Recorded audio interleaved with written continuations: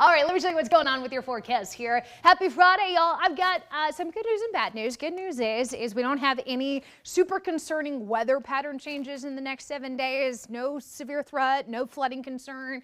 The not so good news is it's going to be hot, right? As expected this time of year. Clouds and radar showing dry skies across the state. Dripping Springs, good morning to you. LA Medical Emergency Room camera there showing us the view. Once that sun comes up, you're going to find nothing but sunshine out there. We are in for a full day of sun. 79 degrees, variable winds, humidity at 74%. So again, that's 79, even at 5:47 in the morning, is feeling warmer than it actually shows you on the thermometer. Hike and bite forecast, 70s and 80s this morning, on our way to 101 degrees today. 9th time this year we'll see that century mark. Look at the feels like temperatures later today though. Yesterday our heat index topped out at 104. I'm going 105 today. I think we'll do it. I think everyone's pretty much going to be hovering in those low 100s. The only exception to that is maybe a few of us get there to the upper 90s in the hill country, but bottom line, it's hot, it's humid, it's sunny, it's August. This is what we signed up for. Air quality forecast is moderate today. Most of this is for ozone. There's still a little bit of wildfire smoke out there, though. I noticed that yesterday before bed. You can really prominently see it sometimes on the horizon there at sunrise and sunset. So maybe a little bit of that still, but mostly ozone.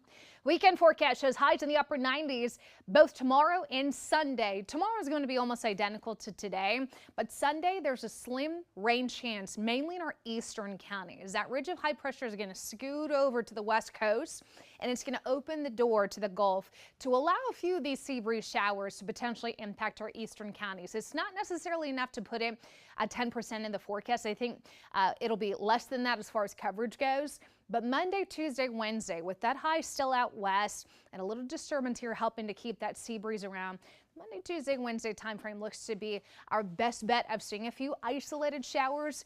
It's not going to be as widespread as what this computer is thinking, but I'm showing you this to emphasize between now and Wednesday, this looks to be very light rainfall, not seeing any major indicator of severe weather or flooding. That, again, as I mentioned earlier, is the good news.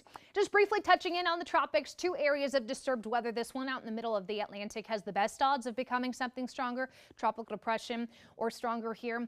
But this one off the Carolina coast, this developing low, has now low odds of becoming further organized, and it's moving away from the mainland. That's the good news. 2 different tropical storms in the eastern Pacific, both expected to further enhance and become a hurricane, but again, moving away from us. And even Henriette, which is the closest one to Hawaii, looks to stay north of the islands. 7-day forecast. I got a lot of sun in this 7 days. Sunny and 101 today, sunny and 99 tomorrow, upper 90s on Sunday. Again, Fayette, Bastrop, Lee County, Caldwell County. I wouldn't necessarily rearrange your day over these less than 10% rain chance we've got on Sunday. It's just something to maybe download that KXAN weather app if you don't already have it and check in on that radar before you do go outside. I've got these low rain chances continuing Monday, Tuesday, Wednesday. Highs will be in the mid to upper 90s. Pretty seasonable as long as we're staying away from that 100-degree mark. That'll take us through Thursday. Your overnight lows will be in those mid to upper 70s for the next 6 to 7 days.